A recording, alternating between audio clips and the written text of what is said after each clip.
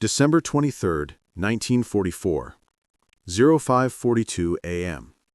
A narrow, snow-laden valley outside St. Vith lay in darkness, the kind of dense pre-dawn black that made every sound sharper, heavier, and far more ominous than it should have been. The Ardennes forest, buried under deep winter drifts, appeared motionless. Yet, beneath the silent canopy, something alive and relentless moved toward the American lines. A distant tremor rolled through the ground, faint at first, then steadily gathering strength, as if the frozen soil were transmitting the pulse of an approaching disaster long before it reached the valley floor. Artillery boomed far beyond the ridgeline, each concussion traveling in muted waves through the trees, echoing across the snowfields and settling into the chests of the men scattered in foxholes and gun pits. The calm that had defined this sector for months had vanished during the night, replaced by frantic radio traffic and the unmistakable clatter of armored columns advancing through the forest. German units were pushing west with astonishing speed, breaking through positions that were presumed secure only hours earlier. Reports arrived in fragments, shattered sentences, rising panic, coordinates half-spoken before dissolving into static. The American artillery battery in the valley moved under dim lantern light, crews fighting the cold as much as the enemy. The metal of the howitzers groaned from temperature alone. Oil thickened in the mechanisms, and every movement felt slowed by invisible hands. Snow crunched sharply beneath boots as men carried shells from the supply dump to the guns, their silhouettes barely distinguishable against the white landscape. The valley smelled of frozen canvas, engine fumes, and the faint metallic tang drifting on the wind from German guns firing somewhere beyond the trees. Stacked along the inner edge of the position, almost hidden beneath tarps and frost, stood several long wooden crates marked with unusually severe warnings. Symbols and stenciled instructions declared them restricted beyond ordinary munitions, restricted not because they were unreliable, but because they contained a technology guarded more jealously than any weapon sent into Europe since the war began. Official orders forbade their use, except under the most extreme and explicitly authorized conditions that no field commander expected to face within this valley. Yet the atmosphere had begun to shift in a way that resembled the quiet just before a breaking dam. The tremors across the snow were growing sharper, closer. The forest line in the east flickered faintly with distant flashes, muted through the snowfall but unmistakable in their rhythm. Each dull thud sounded closer than the last, as if the artillery was steadily tightening a great iron ring around the isolated position. Cold winds swept down the slope, carrying with it a low, sustained roar. Not a single explosion, but a massed movement of machinery, men, and steel. Something large was advancing through the woods, something fast, something that had already scattered U.S. units to the north and south, leaving the valley exposed in a way no one had predicted 24 hours earlier. Lanterns wavered in the wind, illuminating the frost-rimmed crates just long enough to show the dark lettering that warned against opening them. The rules surrounding those weapons had been clear, absolute, uncontested. But the battlefield around the valley no longer resembled the stable front for which those rules had been written. What once had been unthinkable, the idea that this quiet sector might face a full breakthrough, was now becoming visible in the flashes on the horizon. Snow continued to fall in fine, swirling ribbons, softening shapes and muffling sound, but nothing could hide the truth forming in the darkness. The moment when forbidden technology would decide whether a position lived or died was drawing rapidly toward the valley. He observed the unfolding crisis with the analytical calm of a man who had seen battlefields twist from order into chaos in a matter of minutes. Every detail of the valley, the frantic radio traffic, the trembling earth beneath incoming artillery, the frozen silhouettes moving between gun pits, told him the same thing. The situation was accelerating beyond anything the defenders had been prepared for. and at the center of this spiraling moment stood an officer whose role had never been designed for improvisation under collapsing lines, but who now found himself positioned as the only figure capable of making a decision that could tilt the fate of the entire sector. He was a middle-ranking artillery commander, experienced enough to understand the consequences of every order issued, young enough to still feel the pressure of expectations from above. Years of earlier campaigns had shaped the man the narrator described. Long nights directing fire missions in Italy, days spent calculating trajectories through dust storms in North Africa, and the quiet responsibility of knowing that each miscalculation might cost the lives of the very soldiers who trusted him. The war had aged him without taking away his clarity, forging a temperament that balanced caution with the willingness to act when hesitation meant death. His training had instilled a rigid respect for rules governing advanced munitions, especially the untested proximity fuse shells now stacked in the snow behind him. Those shells had been the subject of countless briefings, experimental, extraordinarily effective, and absolutely forbidden for use on European soil unless the highest command authorized them directly. The danger was not to the enemy, it was to the Allies themselves. If even one unexploded round fell into German hands, the Reich's scientists might uncover the miniature vacuum tubes inside, copy the circuitry, and turn the skies into a death trap for Allied bombers. That single possibility had turned the shells from revolutionary into restricted, almost mythical instruments of war. And yet the officer the narrator followed now faced the collapse of the doctrine he had been ordered to obey. German armor was advancing through the forests faster than anticipated. Infantry units were withdrawing in disorganized groups, reporting ambushes, losses, and shattered defensive lines. The artillery he commanded was one of the few elements still capable of slowing the advance, yet the standard timed shells were proving disastrously ineffective, detonating too early, too late, or not at all in the dense forest where the enemy moved like shadows beneath the branches. He stood in the snow, studying the chaos forming around him. His face carried the expression of a man silently calculating the cost of each potential path. If he followed orders, the valley would fall. If he violated them, he risked the tribunal that awaited any officer who dared to deploy forbidden technology without authorization. But beneath those choices lay something heavier, the knowledge that the men around him, gunners, signal operators, and supply crews, were looking toward him in the half-light, sensing that he understood more than others dared to admit. He felt the weight of responsibility like cold iron pressed against his back. It was not the fear of punishment that troubled him. It was the unmistakable truth that adhering to protocol might condemn the battery to annihilation. His mind raced through scenarios, tactical maps, and previous battles where hesitation had killed faster than bullets. He knew the rules, he respected them, but he also recognized that rules written in offices far behind the lines rarely survived contact with an enemy who ignored every expectation. The wind shifted, carrying with it the hollow, rhythmic thunder of tanks beginning to descend through the distant trees. The sound was unmistakable, a metallic growl layered beneath the artillery fire, and it traveled through the valley like an omen.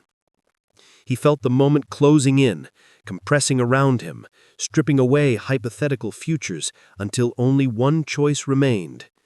And as the thunder grew louder, as the first flicker of movement appeared between the dark trunks of the forest, the narrator understood exactly what the man standing in the valley was beginning to accept. The decision he had spent years avoiding was now the only one left. By the winter of 1944, the war had entered a stage where every mistake carved itself into the landscape with artillery fire, and every technological delay meant another battalion crushed beneath steel and smoke. The man observing the battlefield understood that the chaos unfolding before him was only the final echo of a much longer struggle, one that had begun years earlier in distant laboratories where men in white coats had argued over circuitry in miniature vacuum tubes. He knew how commanders, terrified by the memory of Pearl Harbor's catastrophic failures, had demanded a device that could end the guesswork of air defense. Time-delayed fuses had proven nearly useless against fast-moving aircraft. Thousands of shells had burst harmlessly in empty sky over Hawaii, while Japanese formations carved through the fleet. Entire magazines had been wasted. The old system relied on estimation, on the hope that a timed detonation might intersect with an enemy plane's flight path purely by chance. Hope had burned on the water that morning. Yet somewhere else, behind locked doors guarded by military police, another war had been waged. A silent race to miniaturize an impossibly delicate mechanism capable of sensing its own proximity to a target. Engineers had labored over components no larger than a thumb, fragile, glass-sealed tubes that had to survive being hurled from an artillery barrel at forces that would crush a human spine. For months, the devices failed, shattered, misfired, or detonated prematurely. Thousands of man-hours were lost, millions of dollars spent, but the pursuit continued with increasing urgency because the Allies feared a German breakthrough in technology just as much as they feared a breakthrough on the front. The man watching the snow-covered forests remembered the stories that filtered from those American factories. Workers told not to speak to anyone, plants disguised as civilian manufacturers, testing grounds surrounded by barbed wire. Even the British prototypes, crude beginnings of the proximity concept, had been shipped across the ocean under absolute secrecy because London knew that they could not build the devices in sufficient numbers without American industry. The United States had the machinery, the workforce, and the power grid to produce millions of units. Britain had only the idea. What emerged from that collaboration was something no army had ever possessed: an artillery shell that could sense its target and detonate at exactly the right moment. But all of it came with a price. The Axis could never, under any circumstances, be allowed to obtain the technology. The Admiralty had warned that if one unexploded shell fell into German hands, the Luftwaffe would soon tear Allied bombers from the sky with their own copies. The American War Department echoed the warning, turning the new fuse into the most restricted device of the entire conflict. It was powerful enough to shift the balance of the air war. Therefore, it was dangerous enough to bury every soldier who mishandled it. Now, standing amid rigid trees and distant thunder of tank engines, the man understood why the world had feared this invention falling into enemy hands. The weapon was no longer a laboratory curiosity. It was here, sealed in crates, guarded by soldiers who barely understood the magnitude of what they carried. And yet, fate had placed those crates on a battlefield, collapsing under German pressure, where no rule or regulation could prevent what was about to happen next. He sensed the pressure building, sensed the moment approaching when secrecy would collide with survival, and only one would remain. Because soon, under a sky trembling with incoming fire, the forbidden crates would be forced open. He knew better than anyone why the strange metal crates stacked along the edge of the valley were treated with the same caution as a live minefield. The rules surrounding their contents had been carved into the command structure with almost religious severity. No shell equipped with the new proximity fuse was to be fired on the European continent unless the highest level of Allied authority explicitly permitted it. The order had been repeated in briefings, stamped in red ink across warehouse manifests, and drilled into every artillery unit from Normandy to the Siegfried Line. The reason was simple and terrifying. The technology inside those shells was so revolutionary that a single unexploded round falling into German hands could alter the balance of the air war. He understood the fear. Germany was not short of scientists. In secret laboratories beneath the Reich, engineers had already built rockets capable of crossing borders and jet aircraft faster than anything the Allies could field. If they captured the proximity fuse, they would dissect it, measure it, duplicate it, and then Allied bombers, the very backbone of the air offensive, would fly into skies filled with German anti-aircraft fire that could self-detonate with perfect timing.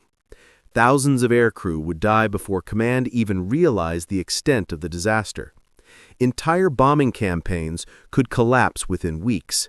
The stakes were that high, and the consequences too catastrophic to risk. That was why the prohibition was absolute. The shells were meant only for naval use, where they would fall into the sea after detonation, leaving no trace. On ships, they could be expended safely, exploding over kamikaze aircraft or cutting through swarms of incoming fighters without ever touching ground. But on land, especially land where artillery shells sometimes buried themselves deep and remained intact, the threat was too great. Any misfire, any dud, any round that struck soft earth instead of air would hand the fuse directly to the Wehrmacht's technicians. Command dared not allow even a remote possibility of that happening. Yet the winter of 1944 had brought conditions no one had predicted. The German counteroffensive in the Ardennes struck with a speed that shocked seasoned officers. Entire divisions were pushed aside in hours. Roads filled with retreating convoys. Snow-covered woods that had been quiet for weeks erupted with armor, infantry, and a level of coordination that belied Germany's failing resources. The front lines bent, then buckled, and then began collapsing in ways the maps had not foreseen. Units that were never meant to face a major attack were suddenly fighting for survival in isolated pockets of forest where visibility was low and chaos seeped into every message coming through the radio. The man watching it unfold knew the truth the moment he heard the first reports. Conventional artillery would not be enough. Timed fuses detonated uselessly above empty branches while German units moved invisibly between the trees. Bombardments that should have torn advancing columns apart instead burst in harmless sheets of white light. Soldiers on the ground said it felt like shooting at ghosts. Nothing struck where it needed to. Nothing slowed the advance. Each failed barrage was another step closer to being surrounded. Behind those failing defenses, the forbidden crates stood like silent witnesses to the approaching catastrophe. The men handling them were aware of the prohibition, but also aware that every normal tactic was failing. They could hear the rumble of tanks drawing closer, the guttural shouts of enemy infantry moving through the trees, the panicked voices cutting across the radio. They knew they were being pushed back into a valley where retreat was impossible. The situation was tightening like a noose. And the man understood that the problem was no longer technical or political, it was now brutally simple. Either the forbidden fuses remained sealed, or the valley would fall within the hour. He watched the valley tighten under the weight of incoming fire, the snow erupting in violent fountains as German shells struck the edges of the American position. The ground trembled with every impact, sending vibrations through wooden gun carriages and rattling the metal frames of vehicles half buried in frozen mud. The radio no longer delivered words so much as raw distress, clipped voices shouting incomplete coordinates, warnings swallowed by static, desperate requests for support dissolving under the roar of artillery. Somewhere beyond the ridge, tank engines growled with a steady predatory rhythm that echoed through the forest like a summons. Under lanterns flickering in the wind, the artillery crews worked with a frantic urgency. Their gloves were stiff with ice, their faces streaked with soot and snowmelt, their breath pouring out in long clouds as they prepared another barrage, one they knew would fail just as the last had failed. Timed fuses burst too high above the treetops, shells exploded harmlessly in snowy canopies while the enemy slipped between shadows, untouched. Men cursed under their breath as they watched the forest swallow each impact without slowing the advance. It was as if the enemy were advancing through a different world, unseen and unreachable. The man observing the chaos saw the turning point form the moment the first German machine gun burst swept across the ridge. The valley's defenders were no longer distantly threatened, they were being encircled.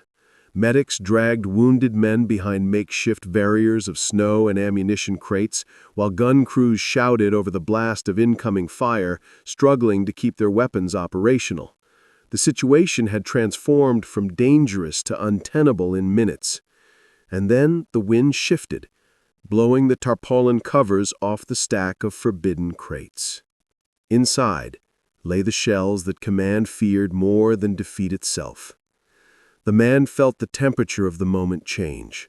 Conversations that seconds earlier had been frantic now fell into a stunned silence as soldiers stared at the lettering painted across the crate lids. The warnings were unmistakable. Restricted ordnance, do not deploy in European theater. Each box carried enough power to alter the battle. Each box also carried enough risk to jeopardize the war if a single round misfired. It was the kind of dilemma that crushed ordinary decision-makers, but battlefields did not allow time for debate. Another explosion tore through the tree line, showering the position with splinters of wood and shards of frozen bark. Men instinctively ducked, a lantern shattered, plunging half the trench into darkness. The enemy was close, too close. The valley's defenders were running out of shells, out of time, out of options. And in the rising panic, the man sensed the exact moment when fear turned into resolve. A command cracked through the air, not shouted in triumph, but forced out through clenched teeth, the voice of someone who had weighed the consequences and found no alternative. The forbidden crates were pulled open. Inside, the proximity-fused shells gleamed in the dim light like artifacts from another world. Soldiers hesitated only briefly before lifting them, their breath trembling, but their hands steady. The man knew that the prohibition had just been broken, not out of defiance, but out of necessity, born from the brink of destruction. The first shells slid into the howitzers with a metallic finality that carried an almost ceremonial weight. Powder charges were set, breech blocks slammed shut. Snowflakes swirled as the guns adjusted elevation, angling toward the place where enemy infantry were massing beyond the fallen tree line. The firing order came. The valley shook as the howitzers unleashed their forbidden payloads. The shells rose in graceful arcs, vanishing into the dark sky before descending toward the treetops. For a heartbeat, the valley held its breath. And then the air erupted in synchronized blossoming fireballs, suspended perfectly above the enemy formations. The explosions were not random, they were precise, controlled, devastating. Shrapnel scythed through the forest canopy, cutting through advancing units with terrifying accuracy. German soldiers who had moments earlier moved confidently through the trees now dove for cover, shouting in confusion as the air itself turned lethal. The man saw the offensive collapse in real time. The proximity bursts shattered the momentum of the attack, ripping apart its vanguard and leaving the rest paralyzed in shock. The battlefield changed shape in seconds. A forbidden technology, hidden for 3 years, had just rewritten the rules of combat with a single volley. And as the echoes faded across the valley, the man understood that history had shifted, but the cost of that shift had yet to be revealed. Because what came after the breakthrough would reach far beyond the valley, reshaping the war itself, which meant that soon the law of war would collide with the law of survival, and only one could win. He would later recall the silence that settled over the valley after the final proximity bursts had torn through the German formations. A silence so profound it felt unnatural, as though the battlefield itself was struggling to comprehend what had just happened. The smoke drifted low across the snow, carrying with it the acrid scent of shattered timber and scorched metal. For a moment, the world seemed suspended between two realities, the one in which the defenders had been a heartbeat away from annihilation, and the one now unfolding before their eyes, where the impossible had happened and the enemy advance was dissolving into chaos. From his vantage point, he saw scattered silhouettes moving frantically through the blasted tree line, no longer advancing but fleeing, abandoning positions that minutes earlier had pulsed with the confidence of an unstoppable thrust. The valley, moments from collapse, now held. The consequences of that single decision rippled outward faster than any shell the guns had ever fired. Reports traveled through command channels with speed born not of protocol, but of disbelief. An isolated artillery position, presumed lost, had halted a German spearhead with a weapon no one expected to see deployed on land. Within hours, staff officers and headquarters tents across the front were arguing over the implications. The strict prohibitions, once treated as untouchable doctrine, were suddenly questioned in the face of undeniable battlefield necessity. The man observing these reactions understood the shift immediately. Once a weapon proved indispensable under fire, no order could contain it. The genie had escaped the bottle, and soon the bottle itself would be broken. The higher command had no choice but to acknowledge reality. The Ardennes offensive was raging with a ferocity unseen since the early years of the war, and conventional defenses were cracking under the weight of German armor and infantry pushing desperately toward Antwerp. In that context, the proximity fuse was no longer a restricted marvel. It became a lifeline. Authorization was formalized within days, and the shells that had once been guarded like priceless relics were distributed to artillery units across the front. He watched crates, long kept under lock, now opened in the snow by soldiers moving with a renewed sense of purpose. What had been secret was now salvation. Its effect was immediate. Along ridgelines, in forests, in the narrow roads where German troops massed before attacks, the new fuses turned the air itself into a weapon.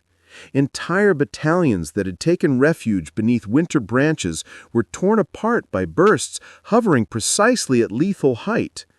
Artillery that had once wasted ammunition guessing fuse lengths now operated with precision previously imaginable only in theory.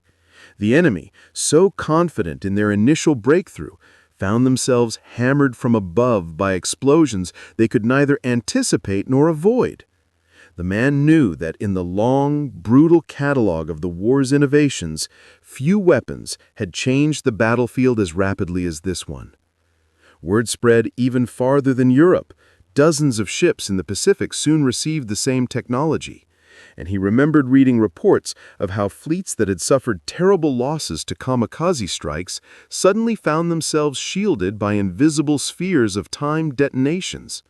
Where pilots once broke through in flames, they were now torn from the sky before reaching their targets. In a matter of weeks, the fuse transformed two theaters of war separated by oceans. And yet, despite the weapon's rapid deployment, one question lingered like a ghost. Why did Germany never produce its own version? The man had studied the captured archives after the war. Crates of technical documents examined by Allied teams, interrogation transcripts filled with frustrated admissions. The truth was simple. Though the Reich seized thousands of unexploded American shells during the final months, they could not reproduce the microscopic vacuum tubes inside. Their industry lacked the precision, the materials, the manufacturing scale. What took America months to perfect would have taken Germany years. The technology had arrived too late for imitation. When the war ended and the world tallied its cost, military analysts studied the proximity fuse with a mix of awe and apprehension. They calculated how many ships it saved in the Pacific, how many Allied soldiers survived in the Ardennes, how many attacks faltered under the sudden invisible curtain it created. And in every calculation, one truth remained. The course of the war had shifted in a valley where forbidden crates were opened because defeat was minutes away. The man, reflecting on the moment, often said that history never belonged to individual genius alone, nor solely to armies, nor solely to machines. It belonged to the strange intersection of science, industry, and human will. The proximity fuse existed because engineers refused to abandon the impossible, because factories worked night and day, because soldiers, pushed beyond fear, dared to break rules when survival demanded it. The valley had been saved by no single hand, but by a chain of decisions stretching from laboratories to battlefields. And as he looked back on the snow-covered ridge where it all began, he knew the truth in one final unshakable line. Wars are not won by weapons alone, but by the courage to use them when the world is on the edge of falling.